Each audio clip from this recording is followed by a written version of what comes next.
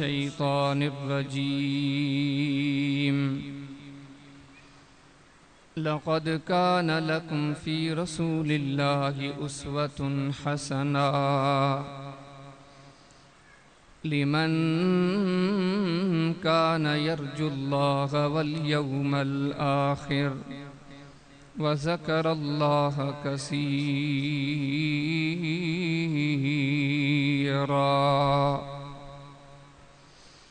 اللهم صل على محمد وعلى آل محمد كما صليت على إبراهيم وعلى آل إبراهيم إنك حميد مجيد اللهم بارك على محمد وعلى آل محمد كما باركت على إبراهيم وعلى آل إبراهيم إنك حميد مجيد سبحانك لا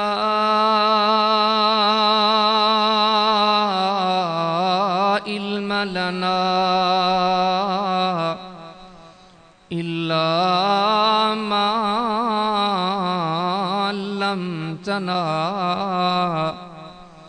إنك أنت العليم الحكيم رب اشرح لي صدري ويسر لي أمري واحلل عقدة من لساني يفقهوا قولي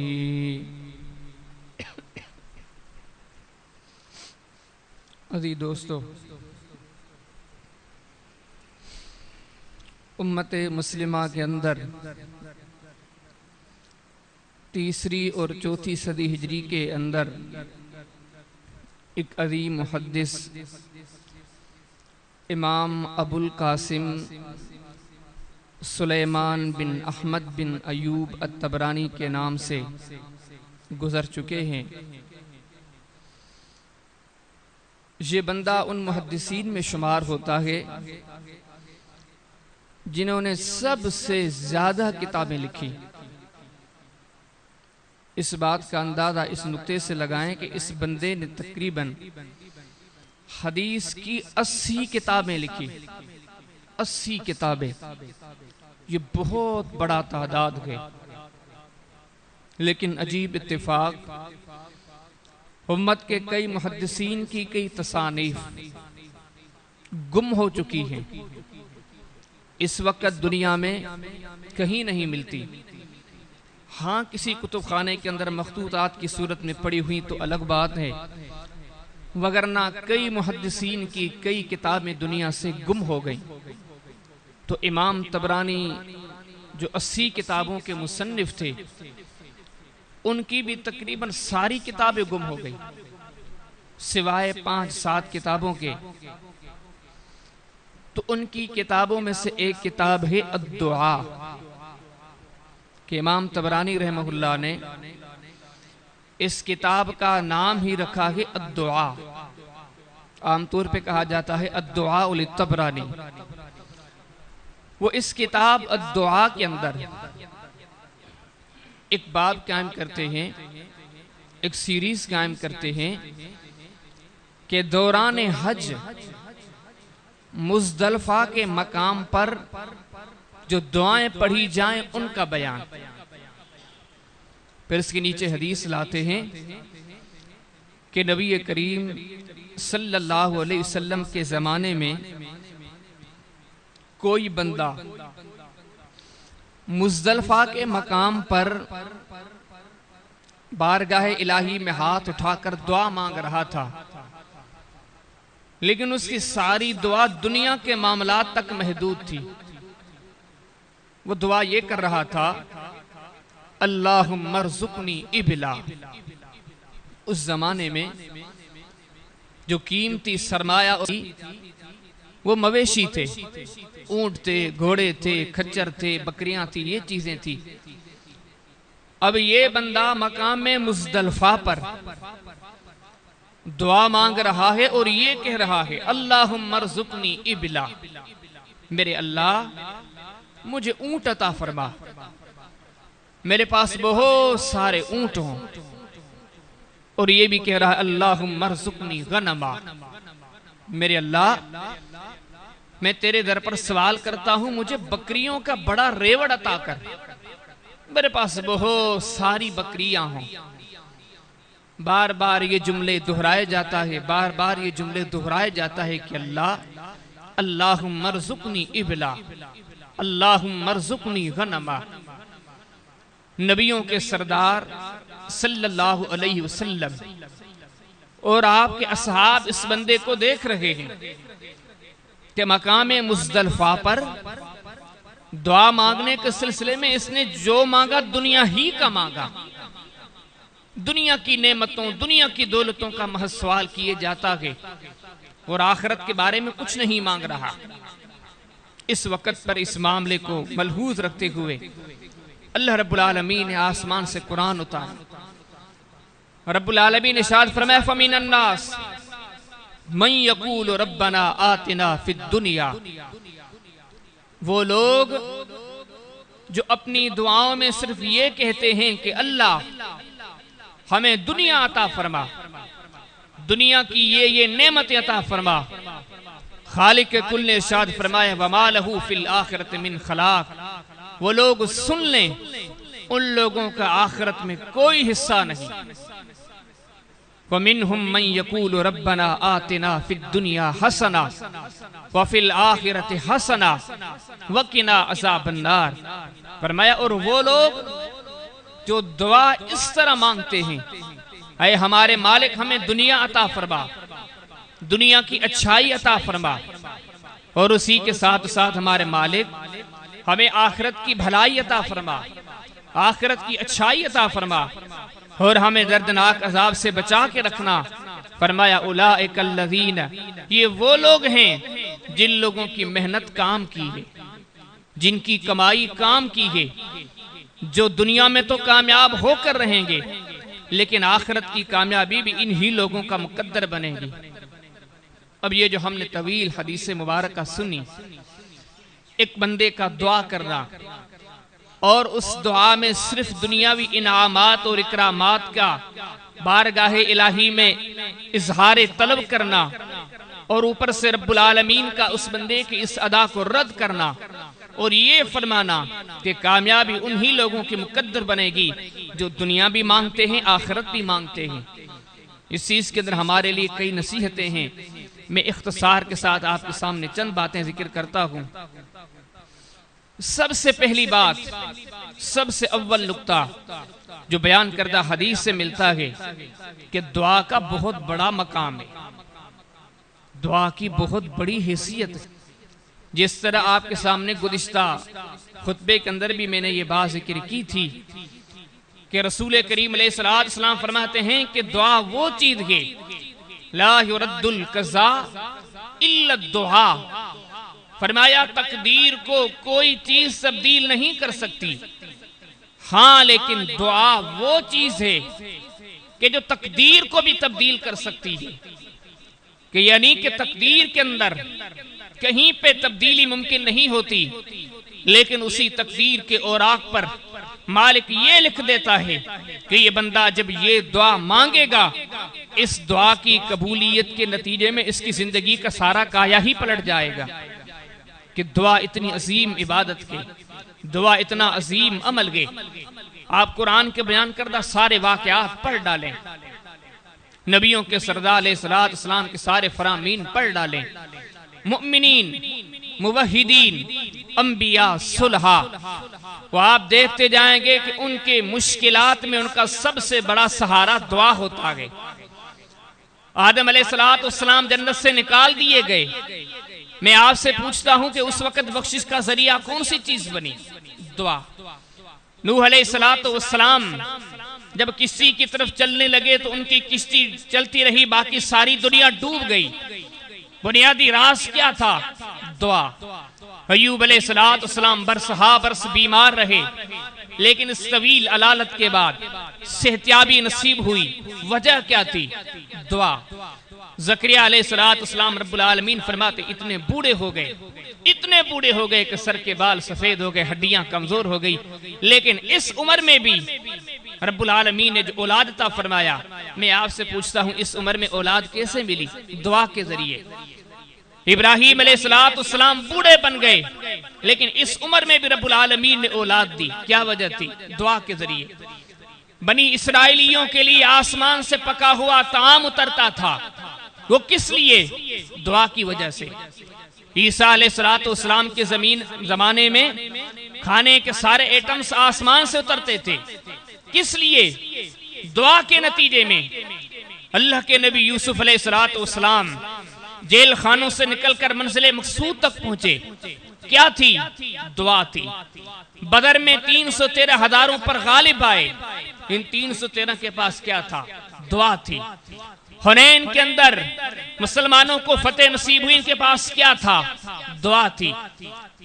یہی وجہ ہے کہ نبیوں کے سردار نے فرمایا کہ الدعاء سلاح المؤمن، اللہ کو جو مانتے ہیں ان ماننے والوں کے لیے فرمایا سب سے بڑا ہتھیار دولت نہیں ہوتی، ان کے لیے سب سے بڑا ہتھیار اور اسلحہ بازو کی قوت نہیں ہوتی، ان کے لیے سب سے بڑا ہتھیار اور طاقت ان کی قوم، ان کا قبیلہ نہیں ہوتا۔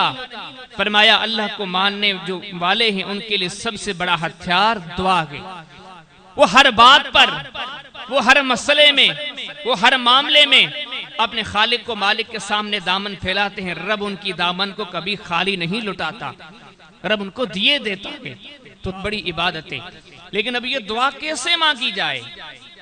یہاں آپ نے دیکھا کہ ایک بندے نے دعا مانگی، اس کے دعا کی تردید میں رب نے قرآن اتارا کہ نہیں، اس طرح دعا نہیں مانگی جاتی، دعا مانگنے کا یہ طریقہ نہیں ہے، دعا اس طرح مانگیں جس میں دنیا کا بھی رب سے سوال کریں، آخرت کا بھی سوال کریں۔ آج ہم اس نقطے کو سمجھنے کے لیے اللہ کے قرآن کی طرف چلتے ہیں، محمد کریم صلی اللہ علیہ وسلم کے فرمان کی طرف چلتے ہیں کہ بندہ اپنے دعا میں کیا مانگے۔ دنیا تو دعا سبھی مانگتے ہیں، دعا وہ عمل ہے، یہودی بھی دعا مانگتا ہے، عیسائی بھی دعا مانگتا ہے، ہندو بھی دعا مانگتا ہے، سارے ہی دعا مانگتے ہیں، لیکن مسلمان کی دعا کے اندر کیا ہونا چاہیے؟ وہ جب اپنے رب کے سامنے ہاتھ اٹھائے، وہ جب اپنے مالک کی دربار میں اپیل کرنے لگے تو اپنے مالک سے کیا مانگے، وہ رب کی دربار میں کیا سوال کرے۔ اب اللہ کے قرآن کی طرف جائیں، نبیوں کے سردار علیہ السلام کے فرمان کی طرف جائیں کہ دعا کے اندر کیا مانگا جائے۔ سب سے پہلی بات، دعا کے اندر آپ کو زندگی کا جو بھی مسئلہ ہے، دنیا کا جو بھی مسئلہ ہے، دنیا والوں کے سامنے ہاتھ پھیلانے سے بہتر ہے وہ آپ اپنے رب کے سامنے ہاتھ پھیلائیں۔ رسول کریم علیہ السلام کے زمانے میں کچھ لوگ ایسے کرتے تھے، اپنے دردوں کی داستان جا کے لوگوں کو بتاتے تھے، یار میرے ساتھ یہ مسئلہ ہے، میرے ساتھ یہ مجبوری ہے، میرے ساتھ یہ تکلیف ہے، جا کے لوگوں کو بتاتے، انسانوں کو بتاتے۔ جب انہوں نے جا کے یہ داد رسی کی بات دنیا کے سامنے پیش کی، رب کو یہ بات اتنی بری لگی، رب نے فرمایا کہ لوگوں، یا ایھا الذین آمنوا لا تتخذوا بطانۃ من دونکم اولیاء، یہ جو باتیں ہیں لوگوں کے سامنے کیوں جا کے پیش کرتے ہو؟ اپنے دردوں کو لوگوں کے سامنے کیوں پیش کرتے ہو؟ تمہارے دردوں کا مداوا دنیا کے دروں پر نہیں ہے، تمہیں بیماری ہے، کمزوری ہے، قحط سالی ہے، بے روزگاری ہے، ارے جو بھی مسئلہ ہے وہ عرش والے کے در پر آؤ، سارے مسئلے حل ہو جائیں گے۔ قرآن نے کتنی مثالیں دی یہ ہمیں سمجھانے کے لیے، آؤ کیوں پریشان ہو؟ ارے مانتے ہو رب العالمین کو، پھر پریشان ہو؟ جو عرش عظیم پر مستوی ذات ہے، جو کن کہہ دے زمین بن جائے، جو کن کہہ دے آسمان بن جائے، جو کن کہہ دے سب کچھ بن جائے، اس کو ماننے والے اس کے در کے بھکاری بن کر کبھی اولاد کے سلسلے میں پریشان ہو، کبھی روزگار کے سلسلے میں پریشان ہو، کبھی کسی دوسرے مسئلے میں پریشان ہو، معلوم تو یہی ہوتا ہے کہ تم لوگوں نے اپنے رب کو نہیں پہچانا۔ جو رب کو پہچانتے ہیں وہ کبھی ناکام نہیں ہوتے، وہ کبھی پریشان نہیں ہوتے، وہ سارے دروازے بند ہو جائیں، کہیں سے راستہ نظر نہ آئے، کہیں سے زندگی کی کرن نظر نہ آئے، کہیں سے جینے کا کوئی سہارا نظر نہ آئے، لیکن جو رب کو ماننے والا ہوا وہ ناکام کیسے ہوگا؟ مالک نے کتنی بڑی مثالیں دی، اصحاب کہف کی مثال دی کہ چند محدود لوگ تھے، بادشاہ نے حکم کیا کہ میری حکومت میرے اقتدار میں چند لوگ اٹھے ہیں جو مجھے رب نہیں مانتے، جو کہتے ہیں کہ ہم اس دقیانوس کو، اس حکمران کو رب نہیں مانتے، ہم اس رب کو رب مانتے ہیں، رب السماوات والارض، جو زمین و آسمان کا رب ہے، لن ندعو من دونہ الہا، اس کے علاوہ ہم کسی کو رب نہیں مانتے۔ ظالم کے ظلم میں اتنی جنبش آئی، کہا کہ جاؤ پورے شہر میں، پورے ملک میں چپا چپا چھان مارو، جہاں بھی یہ بندے ملیں ان کو قتل کر دو، ان کو مار ڈالو، ان کو میرے پاس لے کر آؤ۔ اب یہ تھکے سے، ہارے سے، کمزور سے چند لوگ، پوری حکومت، پورا خطہ، حکمران، سلطنت سبھی دشمن تھے، اور پریشان ہو کر مسئلے کا حل کیا تلاش کرتے ہیں؟ رب کے در پر سوال کرتے ہیں، ربنا آتنا من لدنک رحمہ، اے پالنے والے تیری رحمت کا انتظار ہے۔ یہاں اپنے پر آئے سارے دشمن ہو گئے، حکمران نے اعلان کروا دیا کہ جوانوں کو جہاں بھی ملے پکڑ کے لایا جائے تاکہ انہیں قتل کیا جائے۔ اے پالنے والے ربنا آتنا من لدنک رحمہ، ہم تیری رحمت کے سہارے بیٹھے ہیں، مسئلہ تو بڑا مشکل ہے لیکن وَحَيِّئْ لَنَا مِنْ أَمْرِنَا رَشَدًا، لیکن ہم تیری دربار میں سوال کرتے ہیں اللہ ہمارے معاملہ کو آسان فرما دے۔ کوئی منزل نظر نہیں آتی لیکن رب العالمین ہمارے لیے منزل پیدا فرما دے۔ اے جہانوں کے پالنے والے، کوئی ہمیں سہارا دینے والا نہیں، تیرے سہارے پہ پڑے ہوئے ہیں، کوئی ہمارا اپنا بننے کے لیے تیار نہیں، ہم تیری اپنائیت کا انتظار کر رہے ہیں۔ رب العالمین فرماتے ہیں یہ تھکے مارے جا کے غار میں سو گئے، شہر کے چپے چپے میں فوجی تلاش کر رہے تھے، سپاہی تلاش کر رہے تھے، یہ لوگ کہاں چلے گئے، ان کو پکڑا جائے، گرفتار کیا جائے۔ وَلَبِثُوا فِي كَهْفِهِمْ 300 وَازْدَادُوا 9، غار میں سو گئے۔ رب نے یہی سمجھا کہ ان کو یہی امن کی جگہ ہے، یہی سلا دیا جائے۔ مالک فرماتے ہم نے 309 سالوں تک 309 سالوں تک ہم نے ان کو سلا دیا، 309 سالوں تک سوئے رہے۔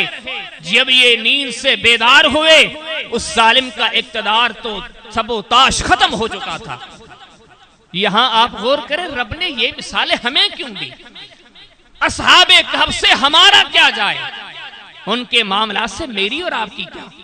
میرا اور آپ کا رب یہ باتیں، یہ واقعات ذکر کر کے ہمیں بتلاتا ہے، اڑے وہ جن کا جینا محال تھا، جب تعلق عرش والے سے مضبوط تھا، رب نے ان کو منزل دے دی۔ تمہاری بے روزگاری کیا ہے، تمہاری بیماری کیا ہے، تمہاری تکالیف و مصائب و آلام کیا ہیں؟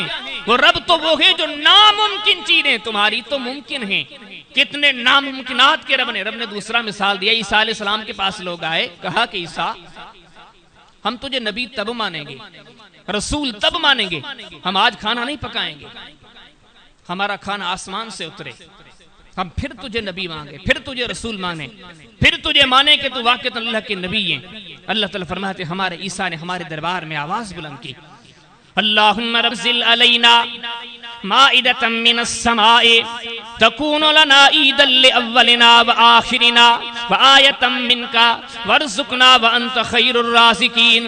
رب کے پیارے نبی عیسیٰ علیہ السلام نے نہ دنیا نے کبھی ایسا دیکھا تھا، نہ دنیا میں کبھی ایسا ممکن تھا، لیکن آج رب کو ماننے والے نے رب کے در پر سوال کیا تھا، اے میرے رب میں تیری در پر سوال کرتا ہوں، اپیل کرتا ہوں، اے میرے خالق و مالک، میری قوم نے مجھے کہہ دیا ہے اے عیسیٰ ہم نبی تجھے تب مانیں گے جب تیری دعا کے نتیجے میں آسمان سے طعام اترے، آسمان سے کھانا اترے۔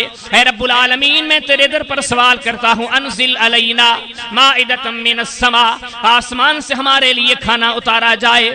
رب العالمین نے اوپر سے جواب دیا، اے عیسیٰ آپ کی دعا قبول ہو گئی، منتظر رہیں، کھانا آ رہا ہے۔ ہمارا کیا جائے اس واقعے سے؟ قوم کے کھانے سے، قوم کے مائدہ سے، عیسیٰ علیہ السلام کے سوا سے میرا کیا اور آپ کا کیا؟ یہ ساری باتیں، یہ ساری مثالیں رب نے فضول نہیں دی، بے مقصد نہیں دی۔ یہاں رب العالمین نے ہمیں یہ بتلانا چاہا کہ لوگوں جو رب کو مانتے ہیں ان کو کبھی پریشان نہیں ہونا چاہیے وہ کسی بڑے سے بڑی مصیبت میں پڑ جائیں، کیونکہ رب اپنے پیاروں کو اتنا چاہتا ہے، وہ ہاتھ جب اٹھائیں ممکن تو ممکن، وہ ناممکن کو بھی ممکن بنا دیتے ہیں۔ وہ ہم اکثر ایک جو خطبے میں روایت ذکر کرتے ہیں، بڑی مشہور ہے لیکن بڑی نصیحت آمیز ہے۔ امام بخاری نے صحیح بخاری کے اندر کتاب فرض الخمس کے اندر باب قول النبی صلی اللہ علیہ وسلم کے اندر ایک باب قائم کرتے ہیں، باب قول النبی صلی اللہ علیہ وسلم احلت لکم الغنائم۔ اس میں جو طویل حدیث لاتے ہیں، وہ بھی کوئی بندہ تھا، وہ بھی کوئی عرش والے کو ماننے والا تھا، وہ بھی کوئی رب کا کلمہ پڑھنے والا تھا، رب کی توحید کو ماننے والا تھا، اپنے سینے میں رب کی محبت رکھنے والا تھا، اور حقیقی طور پر اپنے خالق کو مالک کو جاننے والا تھا، اور حقیقی طور پر امیدیں رکھنے والا تھا، سچا متوکل توکل رکھنے والا تھا۔ صبح سے لڑا، شام ہو گئی، جنگ نہیں جیت سکا، آخر مالک کے سامنے جملے کون سے کہیں؟ اللہم بسہا، مالک مجھے جنگ آج ہی جیتنی ہے، میں کل کا انتظار نہیں کروں گا۔ پھر اللہم بسہا، عرش والے سورج کو روک لے، آج سورج غروب نہ ہو پائے جب تک تیرا نام لینے والا، جب تک تیرا ذکر کرنے والا، جب تک تجھ پہ توکل کرنے والا، تجھ پہ اعتماد کرنے والا آج کے مارکے میں فاتح نہیں بنتا، رب سورج کو روک لے۔ کتنی بڑی دعا تھی، کبھی سورج رکا ہے؟ کبھی کسی کے لیے سورج نے انتظار کیا ہے؟ لیکن عرش والے کے جو محبوب ہاتھ اٹھاتے ہیں، رب ایسے مقبول ان کے جملوں کو کرتا ہے۔ یہی وہ جملہ سمجھ میں آتا ہے، نبیوں کے سردار نے فرمایا تھا، لوگو ان ربکم حیی کریم، تمہارا رب بڑا حیادار ہے، وہ تمہارا رب بڑا عزت والا ہے، اتنا عزت والا ہے، بندہ جب خلوص دل سے اس کے در پر دامن پھیلاتا ہے، رب فرماتا ہے میں اس کے ہاتھوں کو خالی لٹا دوں، مجھے حیا آتی ہے، لیکن شرط یہ ہے مانگنے کا ڈھنگ ہو، شرط یہ ہے کہ مانگا دل سے جائے، شرط یہ ہے کہ وہ یقین ہو، وہ توکل ہو، وہ اعتماد ہو۔ آج یہاں اس بندے نے توکل سے کھانا نہیں مانگا، پینا نہیں مانگا، دولت شہرت سونا چاندی یہ تو سارے ممکنات میں سے تھے، اس بندے نے تو سب سے بڑا بھاری سوال کیا، رب سورج کو روک لے۔ میرے اور آپ کے محبوب فرماتے رب نے سورج کو روک لیا، وہ تب تک رکا رہا جب تک اس بندے کو رب نے فتح نصیب نہ کی۔ جب ہم دعائیں کرنے لگے، وہ جو جتنے دل کے درد ہیں، وہ جتنے دل کے ارادے ہیں، وہ جتنے دل کے خیالات ہیں، وہ جتنے معاملات ہیں، در در پہ جا کے سناؤ گے کچھ نہیں ہوگا، آؤ رب کے سامنے پیش کرو۔ فرمایا کہ دعا سب سے بڑی چیز ہے اپنے معاملات کو حل کرانے کے لیے، اور دوسری چیز جو دعاؤں میں مانگی جائے، جو اللہ کے قرآن نے سکھلائی، نبی کریم علیہ السلام کی سیرت نے سکھلائی، کہ دعاؤں میں اپنے رب سے اپنی اصلاح کا سوال کیا کریں۔ ہم اکثر کیا مانگتے ہیں؟ مولا یہ چاہیے، مولا وہ چاہیے، مولا اس کی طلب ہے، مولا اس کی طلب ہے۔ دین روکتا نہیں، یہ بھی سوال کرتے رہیں، لیکن اپنے رب سے یہ سوال کریں، اللہ ہمیں اپنا محبوب بنا دے، اللہ ہمیں اپنا مقبول بنا دے، اللہ ہمیں راہ مستقیم پر چلا دے۔ میں آپ سے ایک چھوٹا سا سوال کرتا ہوں، بڑا ایزی ہے لیکن شاید آپ کے ذہن میں نہ ہو۔ میں آپ سے آج یہ سوال کرتا ہوں، آپ مجھے بتا سکتے ہیں رحمت کائنات صلی اللہ علیہ وسلم نے نبوت کے 23 سالہ عمر میں سب سے زیادہ دعا کون سی مانگی؟ سب سے زیادہ۔ جب آپ اس مسئلے پر غور کریں گے، اس سوال کا جواب تلاش کریں گے، اللہ کے رسول علیہ السلام نے سب سے زیادہ جو اپنے رب سے دعا مانگی ہے وہ یہی مانگی ہے کہ میرے مالک میری اصلاح کر دے، مجھے صراط مستقیم پر چلا دے، کیونکہ آپ نے سب سے زیادہ نبوت کے زمانے میں یہی جملہ پڑھا ہے کہ اہدنا الصراط المستقیم، صراط الذین انعمت علیہم۔ باقی جتنی دعائیں نبیوں کے سردار علیہ السلام نے پڑھی ہیں، اگر آپ کتب حدیث کو پڑھیں گے، ذخیرہ حدیث کو غور سے دیکھیں گے، کتب روایات پر نظر ڈالیں گے، کوئی دعا دن میں 2 بار پڑھتے تھے، کوئی 4 بار پڑھتے تھے، کوئی گھر میں داخل ہوتے ہوئے پڑھتے، کوئی گھر سے نکلتے ہوئے پڑھتے، کوئی دعا مسجد میں آتے ہوئے پڑھتے، کوئی مسجد سے نکلتے ہوئے پڑھتے، کوئی خوشی میں پڑھتے، کوئی غمی میں پڑھتے۔ باقی جتنی دعائیں تھیں نبیوں کے سردار علیہ السلام دن میں رات میں رب سے 2 بار مانگتے، 4 بار مانگتے، 6 بار مانگتے، 8 بار مانگتے۔ لیکن یہ وہ دعا ہے ہر نماز میں، ہر نماز کی ہر رکعت میں اللہ کے رسول جب کھڑے ہوتے کہتے اہدنا الصراط المستقیم، اللہ مجھے صراط مستقیم دکھا دے۔ یہاں سے دوسرا اہم سبق ملا، جب دعائیں مانگنے لگتے ہو اپنے رب سے یہ بھی مانگا کرو، اپنے رب سے یہ بھی سوال کیا کرو، اور یہ نبیوں کی عادت ہے۔ رب العالمین سے یہ سوال کرنا، عرش والے کے در پر یہ اپیل کرنا کہ مالک ہمیں اس راستے پہ چلا جس کے نتیجے میں تو راضی ہونے والا ہے، ہمیں اپنے در کا محبوب و مقبول لا دے۔ یہ دعائیں مومنین کی ہیں، یہ دعائیں نبیوں کی ہیں۔ فرمایا وَإِذَا سَمِعُوا مَا أُنزِلَ إِلَى الرَّسُولِ تَرَىٰ أَعْيُنَهُمْ تَفِيضُ مِنَ الدَّمْعِ مِمَّا عَرَفُوا مِنَ الْحَقِّ یقولون ربنا آمنا فاکتبنا مع الشاہدین۔ رب العالمین فرماتے ہیں اے محمد کریم صلی اللہ علیہ وسلم، آپ ایمان والے لوگوں کو دیکھیں گے جن کے دل قرآن کی نورانیت سے منور ہوں گے، وہ جب بھی قرآن سنیں گے اپنے رب کے حضور ہی دعا کریں گے ربنا، اے ہمارے پالنے والے، آمنا ہم تجھ پہ ایمان لے کر آئے ہیں، فاکتبنا مع الشاہدین، اے رب العالمین ہمیں مستقبل کے لیے پکا مومن اور تابعدار بنا دے، فرما بردار بنا دے۔ ربنا وجعلنا مسلمین لکا ومن ذریتنا امتا مسلمتا لکا وارنا مناسکنا وتب علینا انکا انت التواب الرحیم۔ رب نے اس جملے کی، اس دعا کی حیثیت بتلائی۔ آپ یہ نہ سمجھیں کہ دعا کا یہ جملہ غیر ضروری ہے، نہیں، سب سے ضروری یہ ہے۔ رب کی محبوبیت پانے کے لیے، مقبولیت پانے کے لیے، جنت پانے کے لیے، عرش والے کی رضا پانے کے لیے سب سے قیمتی دعا یہ ہے، اسی کے سامنے دامن اٹھا کے اسی کو کہو کہ مولا تیری رضا کا راستہ دکھا دے۔ رب نے عظیم مثال دی، وہ کس کی؟ وہ خلیل اللہ کی۔ ابراہیم علیہ السلام کی اتنا بڑا فرما بردار تھا، اتنا بڑا وفادار تھا، اتنا بڑا وفا شعار تھا، خود رب نے فرمایا فرمایا وَإِبْرَاهِيمَ الَّذِي وَفَّى۔ رب العالمین فرماتے ہیں کہ ہمارے ابراہیم سب سے بڑے وفادار تھے۔ اِذْ قَالَ لَهُ رَبُّهُ أَسْلِمْ، جب بھی رب نے کہا کہ اے خلیل فرما بردار ہو جائیں، قَالَ أَسْلَمْتُ لِرَبِّ الْعَالَمِينَ، یہی جملہ دہرایا مالک میں تو فرما بردار ہوں۔ حکم ہوا کہ خلیل ساری دنیا میں کفر بھرا ہوا، شرک بھرا ہوا، سارے اپنے بیگانے کفر پہ راستے پہ چلنے والے، اب اٹھو ان کے بیچ میں دوں گا یا اس دعوت کو چھوڑ دے۔ کہا کہ نہیں ابا بھلے مار دو لیکن یہ کام نہیں چھوڑوں گا۔ باپ نے کہا کہ جاؤ میرے گھر سے نکلو۔ بادشاہ نے سوچا الم تر الی الذی حاج ابراہیم فی ربہ ان آتاہ اللہ الملک اذ قال ابراہیم ربی الذی یحیی ویمیت قال انا احیی وامیت قال ابراہیم فإن اللہ یأتی بالشمس من المشرق فأتی بها من المغرب۔ گھر سے نکلے بادشاہ کی دربار میں چلے گئے۔ کہا کہ رب تو نہیں ہے، رب تو وہی زمین و آسمان کا جو میرا رب ہے، میرا رب تو زندہ کو مردہ، مردہ کو زندہ کرتا ہے۔ اس نے کہا یہ کیا بات ہے؟ کسی مظلوم کو بلایا اس کو قتل کر دیا، کسی ظالم کو بلایا جس کو قتل کرنا چاہیے تھا، بولا جا تو آزاد ہے۔ کہا کہ ابراہیم یہ کام تو میں بھی کرتا ہوں۔ ابراہیم نے کہا کہ میرا رب سورج مغرب سے غروب کرتا ہے، مشرق سے طلوع دیتا ہے، بھلا یہ کام بھی کر لو۔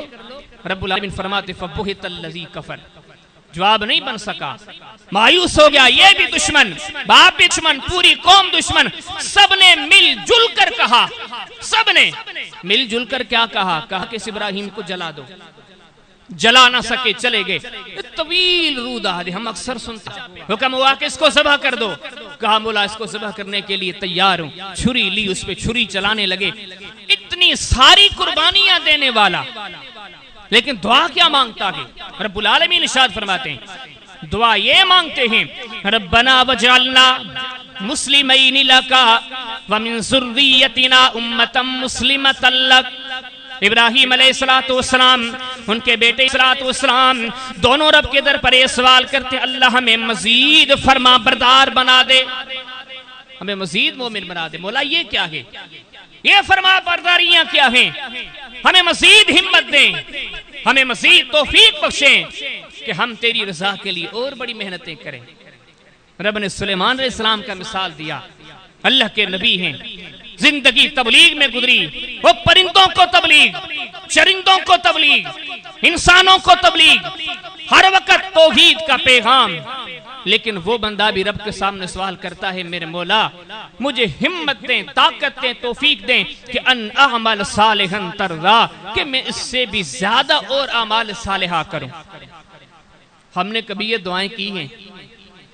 ہم نے کبھی اپنے رب کے سامنے دامن پھیلا کے یہ کہا ہے اللہ مجھے نمازی بنا دے، اللہ مجھے قرآن پڑھنے والا بنا دے، مولا ہمیں سچ بولنے والا بنا دے، اللہ ہمیں دیانتدار بنا دے، اللہ ہمیں امانتدار بنا دے، اللہ ہماری زندگی کی اصلاح کر دے؟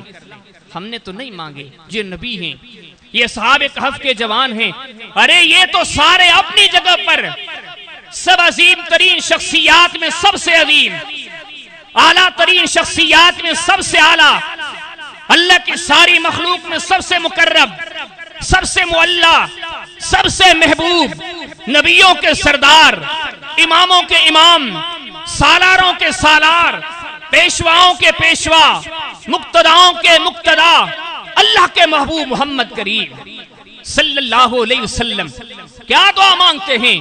اللہم ارجو رحمتک فلا تکلنی الی نفسی طرفت عین وَأَصْلِحِ لِي شَأْنِي كُلَّا لَا إِلَٰهَ إِلَّا أَنْتَ۔ بارگاہ الہی میں سوال کرتے ہیں میرے اللہ، اللہم ارجو رحمتکا، میں محمد کریم صلی اللہ علیہ وسلم ہر طرف ہر وقت تیری رحمت سے پر امید ہوں۔ آگے کیا کہتے ہیں؟ فَلَا تَكِلْنِي إِلَىٰ نَفْسِي طَرْفَتَ عَيْنٍ، اے میرے خالق و مالک آنکھ جھپکنے جتنی دیر بھی، ایک سیکنڈ سے بھی کم، لیکن نبیوں کے سردار فرماتے میرے اللہ، میرے مولا، میرے مالک اتنی دیر بھی مجھے اپنی رحمت سے دور مت کریں، اتنی دیر بھی مجھے اپنی رحمت سے دور کر کے مجھے اپنے سہارے اپنے حال پہ مت چھوڑ۔ وَأَصْلِحِ لِي شَأْنِي كُلَّا، وہ رسول ہے جن کا چلنا پھرنا شریعت ہے، وہ نبی ہے کہ جن کا ذکر سب سے اعلیٰ اور بالا، جن کی عبادتوں کا کوئی مقابلہ نہیں کر سکتا۔ صحابی نے پوچھا کہ یا رسول اللہ صلی اللہ علیہ وسلم، دنیا میں سب سے زیادہ اللہ کے لیے دکھ کس نے دیکھے ہیں؟ میرے اور آپ کے محبوب نے جواب دیا میں نے دیکھے ہیں۔ عرش والے کی رضا کے لیے ہر چیز کو داؤ پہ لگا دیا۔ ارے مکے جیسا شہر جسے عرش والے نے امین کا لقب دیا، اس شہر کو چھوڑ دیا، پیارے بچے بچیاں، خاندان عزیز و اقارب، بلال جیسے جس کے ساتھی تھے، سہیب جیسے رفیق تھے، سلمان جیسے جس کے یار تھے، ابو بکر عمر جیسے رقیب و ردیف تھے، وہ ان سب کو ہر وقت اللہ کے نام پر قربان کرنے کے لیے تیار رکھتے تھے۔ وہ اتنے عظیم اور اعلیٰ ہیں، لیکن مزید سوال کرتے ہیں وَأَصْلِحْ لِي شَأْنِي، اللہ میری زندگی کی اور اصلاح کر دے، میرے عقیدے کی اور اصلاح کر دے، میرے عمل کی اور اصلاح کر دے۔ تیسرے نقطے کی طرف چلنے سے پہلے ذرا لمحہ بھر کے لیے میں اور آپ اس نقطے پہ غور کریں، ہم نے اپنے رب سے اپنی اصلاح کا سوال کتنی بار کیا ہے؟ ہم اپنے چہرے کو دیکھتے ہیں، ہمارا چہرہ ہمیں بتلاتا ہے کہ اس میں شریعت نافذ نہیں ہے۔ ہم اپنے وجود پر دیکھتے ہیں، ہم اپنے کھانے پینے پر دیکھتے ہیں، ہم اپنے عقائد و معاملات پر دیکھتے ہیں، ہماری زندگی کے سارے معاملات رب اور رب کے حبیب علیہ السلام کی تعلیم کے منافی اور مخالف ہیں۔ لیکن اللہ کے بندوں کبھی ہم غور کریں، ہم اپنی زندگی کو جرمستان بنا چکے، ہم اپنے معاملات کو نافرمانی کا بنیاد بنا چکے، لیکن ہم نے کبھی رب کے سامنے گڑ گڑا کے سوال کیا ہے کہ اللہ اپنی محبوبیت کا راستہ دکھلا دے؟ ہم نے کبھی یہ کہا کہ اللہ ہمارے معاملات کی اصلاح کر دے؟ ہم نے کبھی یہ دعا کی کہ مولا ہمارے دل میں اپنی رضا کا جذبہ پیدا کر؟ نہیں کیا۔ جبکہ یہ مثالیں ہم سے کیا تقاضا کرتی ہیں؟ دعائیں مانگو لیکن دعاؤں میں یہ چیزیں مانگو۔ تیسری بات، دعاؤں میں مومنوں کو کیا مانگنا چاہیے؟ تیسری بات یہ ہے کہ مومن کو چاہیے وہ زیادہ سے زیادہ اپنے اولاد کی اصلاح کی دعا اپنے رب کے در کریں۔ اس نقطے پر بھی غور کرتے جائیں۔ ہم حقائق کی طرف دیکھتے ہیں، ہمارے معاشرے سے حقائق دن بدن ختم ہوتے جا رہے ہیں، کتاب و سنت کی اصل سکھلائی ہوئی تعلیم دن بدن نکل جاتی رہی ہے، مسلم رسموں میں ریتوں میں جکڑتا جا رہا ہے۔ ہم میں سے کتنے لوگ ہوں گے جنہوں نے اپنے اولاد کے لیے یہ دعا کی ہوگی اور مسلسل کی ہوگی، میرے مولا میرے بیٹے کو حافظ قرآن بنا دے، عالم دین بنا دے، نمازی بنا دے، دیندار بنا دے، متقی بنا دے، پرہیزگار بنا دے۔ ہم دیکھتے ہیں تو ہم اس نقطے میں بھی زیرو ہیں، جبکہ عرش والا کہتا ہے کہ مومن کی یہ شناخت ہے، مومن کی یہ پہچان ہے کہ مومن ہر وقت اپنے رب کے در پر یہ سوال کرتا ہے، اللہ میرے اولاد کو اپنے راستے پہ لگا دے۔ رب العالمین نے کتنے بہترین انداز میں فرمایا، وَعِبَادُ الرَّحْمَنِ الَّذِينَ يَمْشُونَ عَلَى الْأَرْضِ هَوْنًا وَإِذَا خَاطَبَهُمُ الْجَاهِلُونَ قَالُوا سَلَامًا۔ رب اپنے بندوں کی پہچان کرواتے فرمایا میرے بندے وہ ہیں جو زمین پر عقل کر نہیں چلتے، عاجزی کے ساتھ چلتے ہیں۔ وَإِذَا خَاطَبَهُمُ الْجَاهِلُونَ قَالُوا سَلَامًا، جاہلوں سے الجا نہیں کرتے، سلام کر کے راستہ لیا کرتے ہیں۔ وَالَّذِينَ يَبِيتُونَ لِرَبِّهِمْ سُجَّدًا وَقِيَامًا، فرمایا جو میرے بندے ہیں وہ سست نہیں ہوا کرتے، وہ کاہل نہیں ہوا کرتے، فرض تو فرض لیکن وہ رات کو بھی میری رضا کے لیے مصلوں پہ نظر آتے ہیں۔ وَالَّذِينَ يَقُولُونَ رَبَّنَا اصْرِفْ عَنَّا عَذَابَ جَهَنَّمَ، فرمایا وہ دنیا میں سب سے زیادہ میرے عذاب سے ڈرتے ہیں، میرے در پر بار بار پناہ مانگتے ہیں، اللہ ہم تیرے عذاب سے تیری پناہ چاہتے ہیں، پر میری رضا میں خرچ کرنے والے ہوتے ہیں، میری رضا کے لیے چلنے پھرنے والے ہوتے ہیں، لیکن آگے فرمایا یقولون ربنا هب لنا من ازواجنا وذریاتنا قرۃ اعین واجعلنا للمتقین اماما۔ رب العالمین فرماتے ہیں جو میرے محبوب بندے ہیں، جو رحمان کے بندے ہیں، وہ بار بار رب العالمین فرماتے میرے در پر سوال کرتے ہیں، اللہ ہمیں بھی دیندار بنا دے، ہماری اولاد کو، ہماری بیویوں کو، ہمارے بیٹوں کو، سب کو دیندار بنا دے، ایسا دیندار بنا دے۔ وَجْعَلْنَا لِلْمُتَّقِينَ اماما، کسی نماز والے مسجد کا امام نہیں، کسی قبیلے کا امام نہیں، کسی قوم کا امام نہیں، اللہ ہمیں اور ہماری اولاد کو اتنا دین دے کہ ہم دینداروں کے امام بن جائیں۔ رب نے پہچان نشانی بتلائی۔ مومن دعا کے لیے ہاتھ اٹھاتا ہے، اس کی زبان پر جملے ہوتے ہیں اپنی اولاد کی اصلاح کے لیے۔ ہم دیکھتے ہیں آج یہ چیزیں تو ہمیں نظر ہی نہیں آتی، یہ دین کی اساس ہیں، یہ ایک مقام نہیں، قرآن نے کئی مقامات پر ارشاد فرمایا حملتہ امہ کرہا ووضعتہ کرہا وحملہ وفصالہ 30 شہرا۔ رب العالمین نے ماں کا مقام ذکر کیا، ماں کا شان ذکر کیا، لیکن فرمایا مومن لوگ وہ ہیں جو رب کے در پر یہ سوال کرتے لیتے ہیں، اے ہمارے رب ہماری بھی اصلاح کر دے، ہماری اولاد کی بھی اصلاح کر دے۔ تو دعائیں کرتے رہتے ہیں۔ رب نے عظیم مثالیں دی، ان مثالوں کو پڑھنا چاہیے، یہ مثالیں فضول نہیں ہیں۔ مالک اعلان کرتا ہے، فرمایا وَلَقَدْ ضَرَبْنَا لِلنَّاسِ فِي هَذَا الْقُرْآنِ مِنْ كُلِّ مَثَلٍ، فرمایا لوگوں ہم نے قرآن میں ہر قسم کی مثالیں ذکر کر دی ہیں۔ عرش والے کیوں؟ فرمایا لَعَلَّهُمْ يَتَذَكَّرُونَ، تاکہ تم نصیحت حاصل کرو، تاکہ تم سبق حاصل کرو۔ رب نے مثالیں دی کہ اولاد کے سلسلے میں اتنی رب سے دعائیں مانگو اور اس طرح مانگو۔ رب نے کیسے مثال دی؟ ابراہیم علیہ السلام، ابھی بیٹا پیدا نہیں ہوا، ماں کے پیٹ میں نہیں آیا، لیکن اسی وقت دعا مانگتے ہیں۔ لیکن کیا دعا مانگتے ہیں؟ یہ نہیں کہا رب حب لی غلامن، بولا مجھے بیٹا دیجئے، یہ نہیں کہا رب حب لی ابنن، میرے اللہ مجھے بیٹا عطا فرما دے، نہیں، کیا کہتے ہیں رب حب لی من الصالحین، ابھی بیٹا پیدا نہیں ہوا، ابھی ماں کے پیٹ میں نہیں آیا، اسی وقت سے خلیل اللہ دعا کرتے ہیں اللہ بیٹا بھی دے، لیکن ایسا بیٹا دے کہ جو صالح اور پرہیزگار ہو۔ وہ پیدا ہونے سے پہلے ہی عرش والے کے در پہ گر گراتے ہیں بیٹا چاہیے، لیکن صرف بیٹا نہیں چاہیے، ایسا بیٹا چاہیے کہ جس سے تو راضی ہو۔ اور یہ دعا کوئی ایک بار تھوڑی مانگی تھی، یہ تو اسماعیل علیہ السلام کی پیدائش سے پہنتے تھے۔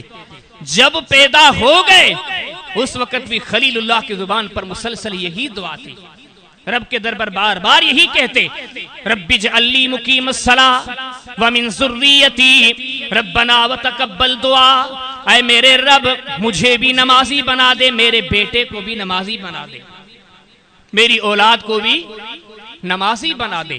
وہ اللہ کے بندو، ہم ہر کتاب پہ غور کرتے ہیں، ہر بات پہ غور کرتے ہیں، کبھی ان چیزوں پر تو غور کریں، رب نے یہ چیزیں ہمیں کیوں بتلائی ہیں، کیوں سکھلائی ہیں؟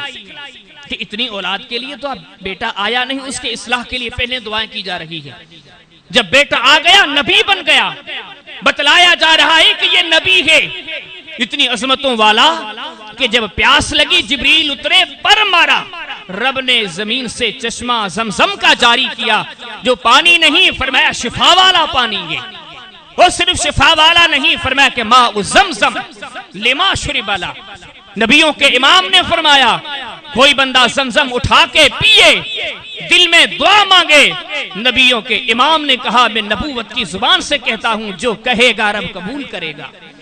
جس کے قدموں سے اتنا مقدس پانی نکلا، اس بیٹے کے لیے نہیں آیا تھا بھی باپ دعائیں مانگ رہا تھا، جب آ گیا تب بھی باپ مسلسل کہے جاتا ہے رب اجعل لی مقیم الصلاۃ ومن ذریتی، مالک میرے بیٹے کو دیندار بنا دے۔ ہم نے اپنی اولاد کے لیے کتنی دعائیں کی ہیں، تو بیان کردہ موضوع دعا کا طریقہ، تیسری چیز دعاؤں میں یہ شامل کرو، اپنی دعاؤں کے اندر اور زیادہ سے زیادہ اپنے ایمان اور اپنے اولاد کے ایمان کا سوال اپنے رب کے در پر کیا کرو۔ اور اس کے بعد چوتھی بات، جب دعاؤں کے لیے ہاتھ اٹھاتے ہو، اپنے احباب کے لیے، اپنے اقارب کے لیے، اپنے عزیزوں کے لیے بھی سوال کریں کہ اللہ انہیں بھی ہدایت دے دے۔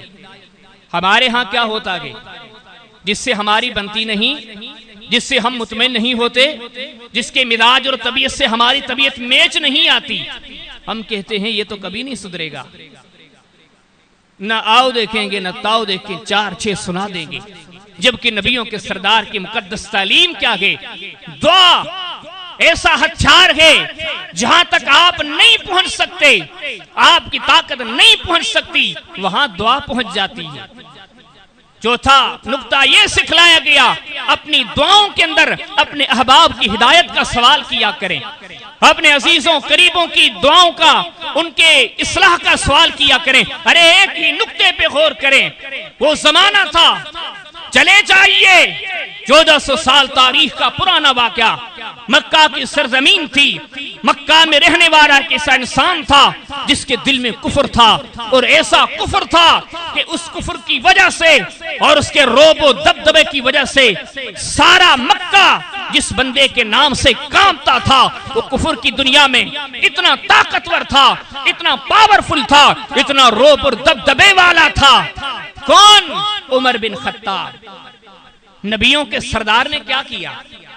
یہ نہیں کہا اللہ عمر کو ہلاک کر دے، یہ کفر نہ ہے، اللہ اس کو تباہ و برباد کر دے، یہ کفر کا پیشوا ہے۔ کہا کہ نہیں، عرش والے میں تیرے در پر سوال کرتا ہوں، جا ابو جہل کو مسلمان بنا دے یا عمر بن خطاب کو مسلمان بنا دے۔ نبیوں کے سردار نے تو ابو جہل کے لیے بھی دعا کی تھی، اللہ اس کو مسلمان بنا دے، بحیثیت ایک رشتہ دار کے، بحیثیت مکہ کے باسی اور رہواسی کے۔ میں نے اور آپ نے اپنے احباب کے لیے کتنے دعائیں کی ہیں؟ ہم نے کسی ساتھی کے لیے دعا کی اللہ اس کو راہ مستقیم پر لگا دے، مثال نہیں ملتی۔ چوتھی چیز، اور وقت ختم ہوتا جا رہا ہے، یہ چیز ختم کرتے ہوئے موضوع کو ختم کرتا ہوں، بلکہ پانچویں چیز، اپنی دعاؤں کے اندر کوشش کیا کریں، زیادہ سے زیادہ اپنے رب کے سامنے یہ التجائیں کیا کریں کہ اللہ مولا، ہمارے پاس کوئی بڑے عمل نہیں ہے، نہ ہمارے پاس بدر کا جہاد ہے، نہ ہمارے پاس حنین کی لڑائی ہے، نہ ہمارے پاس خندق کی خدائی ہے، نہ ہمارے پاس مسجد نبوی کی وہ نمازی ہے جو نبیوں کے سردار کے زمانے میں نمازیں پڑھی جاتی تھی۔ مولا ہمارے پاس کچھ بھی نہیں ہے، لیکن اتنا ضرور ہو کہ مومن کو چاہیے وہ جتنا کچھ کرتا ہے، کرنے کے بعد اس سے بھی زیادہ فکر اسے یہ ہو کہ شالی رب کے در پر قبول پڑے۔ اللہ ہمارے حال پر رحم کرے۔ آج کل ہم نے یہ چیزیں بھی بھلا دی ہیں۔ ہم میں سے کتنے لوگ ہیں جو روزہ رکھنے کے بعد بارگاہ الہی میں یہ سوال کرتے ہیں اللہ یہ روزہ تیرے در قبول ہو۔ ہم میں سے کتنے لوگ ہیں جو نماز پڑھ کے اپنے رب کے حضور یہ دعا کریں اللہ ہماری نماز تیرے در قبول ہو۔ ہم میں سے کتنے لوگ حج اور عمرہ کرنے کے بعد بارگاہ الہی میں اپیل کرتے ہیں اللہ یہ حج تیرے در پر قبول ہو۔ یہ چیزیں تو آج گمنام ہو گئی ہیں۔ ہم اعمال کرتے نہیں، چلو تھوڑے بہت کر بھی لیتے ہیں، لیکن کر لینے کے بعد مومن کو امن میں نہیں، مومن کو اس پریشانی میں مبتلا ہونا چاہیے کہ اللہ کرے یہ قبول ہو جائے۔ رب نے کتنی مثالیں دی ہیں۔ خلیل اللہ نے گھر تعمیر کیا تھا، وہ گھر جس کے بارے میں نبیوں کے امام نے کہا تھا کہ جس کی ایک نماز لاکھ نمازوں کے برابر ہے۔ رب کا گھر کعبہ بیت اللہ، نماز تو دور رہا، فرمایا دور سے زیارت کرنا اس کی عبادت ہے۔ ارے زیارت کرنا تو دور کی بات ہے، دور سے آپ نے اس میں لگے ہوئے حجر اسود کی طرف ہاتھ اٹھایا، فرمایا کل قیامت کے دن اس گھر کے کونے میں لگا ہوا یہ پتھر محشر کے دن تمہارے بارے میں گواہی دے گا رب العالمین اس بندے نے مجھے سلام کیا تھا۔ خلیل نے ایسا گھر تعمیر کیا، ایسی مسجد تعمیر کی، لیکن ایسی مسجد تعمیر کرنے کے بعد کہتے کیا ہیں؟ اس نقطے پہ غور کریں۔ وَإِذْ يَرْفَعُ إِبْرَاهِيمُ الْقَوَاعِدَ مِنَ الْبَيْتِ وَإِسْمَاعِيلَ رَبَّنَا تَقَبَّلْ مِنَّا إِنَّكَ أَنْتَ السَّمِيعُ الْعَلِيمُ۔ بیٹا اسماعیل بھی ساتھ ہے، باپ ابراہیم علیہ السلام بھی ساتھ ہیں، دونوں اللہ کے نبی ہیں۔ تعمیر کون سا گھر کر رہے ہیں؟ بیت اللہ۔ لیکن تعمیر کرنے کے ساتھ رب العالمین فرماتے ہیں یہ دعا دہرائے جاتے ہیں، پڑھتے جاتے ہیں ربنا تقبل منا انک انت السمیع العلیم۔ پالنے والے ہم نے جو تیری رضا کے لیے تعمیر کیا ہے، جو کر رہے تیرے در قبول ہو۔ کتنا بڑا سبق ہے۔ باقی ہمارا کیا جائے اس وقت بیت اللہ کی تعمیر سے، اور رب نے یہاں نصیحت کرنا چاہیے، سبق دینا چاہا۔ رب نے ایک اور مثال دی سورہ آل عمران کے اندر۔ ایک عورت تھی عمران کی، اس کے پیٹ میں بچہ تھا جو آگے چل کے بچی ثابت ہوا۔ کون؟ سیدہ مریم سلام اللہ۔ ماں نے کہا تھا، اور یہ گھرانہ ہی بڑا مقدس تھا۔ یہ کہنے والی عورت کون تھی؟ اللہ کے نبی زکریا کی بہن تھی، زکریا علیہ السلام کی بہن۔ پیٹ میں بچہ تھا، رب کے لیے رب کے در پہ اپیل کرتی ہے رب انی نذرت لک ما فی بطنی محررا۔ اللہ پہلے سے کیے دیتی ہوں، پہلے سے اعلان کیے دیتی ہوں، جو بھی پیدا ہوگا اس سے کوئی اپنی امید وابستہ نہیں رکھوں گی، اس کو اس لیے نہیں پالوں گی یہ بڑا بن کر میرے بڑھاپے کا سہارا بنے گا، نہیں عرش والے، میں نے یہ بچہ تیری رضا کے لیے وقف کر دیا۔ لیکن آگے رب العالمین فرماتے ہیں یہ عورت صرف اتنا نہیں کہتی تھی، اپنے بچے کو جگر کا ٹکڑا اور زندگی بھر کے لیے بارگاہ الہی میں وقف کر دینا کتنی بڑی عبادت ہے، کتنا بڑا عمل ہے۔ لیکن اس عمل کرنے کے بعد وہ یہ بھی کہتی فتقبل منی، کاش اللہ یہ تیرے در پر قبول ہو۔ آج میں اور آپ ہم میں سے کتنے لوگ ہیں جو ہم اپنی دعا میں یہ چیزیں شامل کرتے ہیں؟ یہ عنوان بڑا طویل ہے، انشاءاللہ العظیم بقیہ موقع ملا تو آئندہ جمعے پر اس موضوع پر گفتگو کی جائے گی کہ مومن جب ہاتھ اٹھائے تو مومن کو کیا مانگنا چاہیے، اسے مانگنے کا ڈھنگ کیا ہو، اس کے سوالات کی بنیاد کیا ہو۔ ہم سمجھتے ہیں کہ بس 4 چیزیں ہیں وہ مانگ دیتے ہیں، یہی دعا ہے۔ دولت مانگ لو، صحت مانگ لو، علم مانگ لو، عقل مانگ لو، تندرستی مانگ لو، اولاد مانگ لو، یہی چیزیں نہیں۔ اگر مومن نظر کرے تو مومن کا سارا دین دعاؤں کے اندر موجود ہے۔ میرے اور آپ کے محبوب صلی اللہ علیہ وسلم نے زندگی کے ہر قدم پر دعائیں مانگ کر گویا ہمیں درس دیا ہے ہر مسئلے کے لیے۔ ارے تم کیا کر سکتے ہو، انسان کی کیا حیثیت ہے، کیا اوقات ہے، کرنے والی ذات رب کی ہے، وہ کرے گی۔ تم جتنا بھی سوچو ہم یہ کر لیں گے، ہم وہ کر لیں گے، ہم یہ کر سکتے ہیں، ہم وہ کر سکتے ہیں، جب تک کائنات کائنات کے رب کی رحمت شامل نہ ہو؟ جو سانس اندر جاتی ہے تم تو وہ بھی باہر نکالنے کے قادر نہیں، تم تو بڑی باتیں سوچتے ہو۔ یہ سوچیں، یہ ارادے تبھی تکمیل تک پہنچیں گے جب تک رحمت الہی شامل ہوگی، اور رحمت الہی تب شامل ہوگی جب ہم بارگاہ الہی سے رحمت کا سوال کریں گے۔ آج میں نے اختصار کے ساتھ یہ آپ کے سامنے چند نقطے ذکر کیے۔ اپنی دعاؤں کے اندر جتنے معاملات ہیں در پر جانے کے بجائے اپنے رب کے سامنے پیش کریں، دعاؤں کو اس چیز کو دعاؤں کا حصہ بنائیں۔ اپنی اصلاح کے سلسلے میں انبیاء، صلحاء، ارے خلیل اللہ، زکریا، حتیٰ کہ محمد رسول اللہ صلی اللہ علیہ وسلم کتنے عظیم تھے۔ وہ وقتاً فوقتاً، قدم قدم پر ایمان سے جن کے دل پر نور تھے، اچھے عقائد سے جن کے ارادے پر سرور تھے، لیکن اتنی عظمتوں کے باوجود بھی دربار سے اصلاح کا سوال کرتے، اللہ اور نمازی بنا دے، اللہ اور دیندار بنا دے، عرش والے اور متقی بنا دے، عرش والے اور پرہیزگار بنا دے۔ ہم اپنی دعا میں دوسرا یہ حصہ شامل کریں، ہم جب ہاتھ اٹھائیں اپنے رب سے اپنی اصلاح کا سوال کریں۔ اور تیسری بات، ہم اپنے رب کے سامنے جب ہاتھ اٹھائیں اپنے ننھے منھے بچوں کو دعاؤں میں یاد کریں، ان کے اچھے مستقبل کے لیے اپنے رب سے سوال کریں، ان کی دنیا و آخرت میں کامیابی کامرانی کے اظہار اپنے رب کے سامنے کریں۔ فرمایا چوتھی بات یہ ہے، اگر مصلح بننا چاہتے ہو، نبیوں کے نقش قدم پر چلنا چاہتے ہو، صلحاء کے راستے پہ چلنا چاہتے ہو، غیروں کے لیے دعائیں کرو، دشمنوں کے لیے دعائیں کرو، دوستوں کے لیے دعائیں کرو، بھٹکے ہوئے لوگوں کے لیے دعائیں کرو۔ اپنی زبانوں کو تلواریں بنا کر، اپنے جملوں کو بندوقیں بنا کر گمراہوں پہ ٹوٹ پڑنا، راہ مستقیم سے ہٹے ہوئے لوگوں کی طرف کود پڑنا، یہ ایمان نہیں ہے۔ ایمان یہ ہے کہ اپنی زبان سے، اپنے دل کے در سے ان کی اصلاح کا سوال کریں۔ میرے اور آپ کے محبوب نے تو رأس الکفار ابو جہل کے ایمان کا سوال کیا تھا۔ اور چوتھا نقطہ یہ ہے، چوتھا سبق یہ ہے، ہم اپنے اعمال کی مقبولیت کے لیے ہم اپنے رب کے در پر اپیل کریں۔ چھوٹا موٹا جو عمل ہو، ہم اپنے مالک کے سامنے یہ اپیل کریں کہ اللہ، ہمارے عمل میں وہ اخلاص نہیں ہے جو قبولیت کی شرط ہے، ہمارے عمل کا وہ انداز نہیں ہے جو قبولیت کی شرط ہے۔